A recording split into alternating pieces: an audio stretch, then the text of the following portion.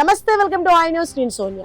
Super power America ఇప్పుడు ప్రకృతి ప్రకోపానికి వణికిపోతుంది. చరిత్రలో ఎన్నడూ లేని విధంగా విరుచుకుపడుతున్న మంచు తుఫాన్ అగ్రరాజ్యాన్ని గడ్డ కట్టించేస్తోంది. వేల సంఖ్యలో విమానాలు రద్దవడంతో ఎయిర్పోర్ట్లన్నీ నరకాన్ని తలపిస్తున్నాయి. అసలు అమెరికాలో ఏం జరుగుతుంది, ప్రయాణికుల పరిస్థితి ఏంటి, ఈ స్పెషల్ రిపోర్ట్ లో చూద్దాం. అమెరికాలో సిచ్యువేషన్ చూస్తుంటే ప్రకృతి మనిషికి తిక్క కుదిర్చేలా విరుచుకుపడుతోందని అర్థమవుతోంది. అగ్రరాజ్యాన్ని భయంకరమైన వింటర్ స్టార్మ్ కమ్మేసింది. మంచు తుఫాను ధాటికి అమెరికా విమానయాన రంగం పూర్తిగా కుప్పకూలిపోయింది.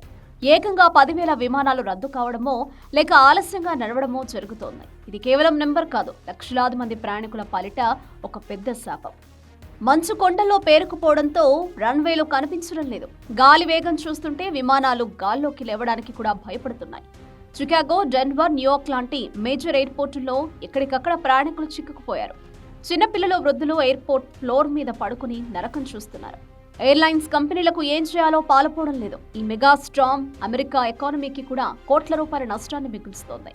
విచిత్రం ఏంటంటే టెక్నాలజీలో తామే నెంబర్ 1 అని చెప్పుకునే అమెరికా ఈ మంచు దెబ్బకు చేతులెత్తేసింది.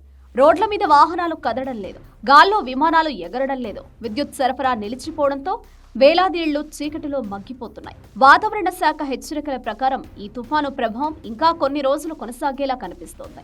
అంటే ప్రయాణికుల తిప్పలు ఇప్పట్లో తీరలేవు. ప్రకృతి ముందు ఎంతటి అగ్రరాజ్యమైనా తలవంచాల్సిందేనని ఈ వింటర్ స్టార్మ్ నిరూపిస్తోంది.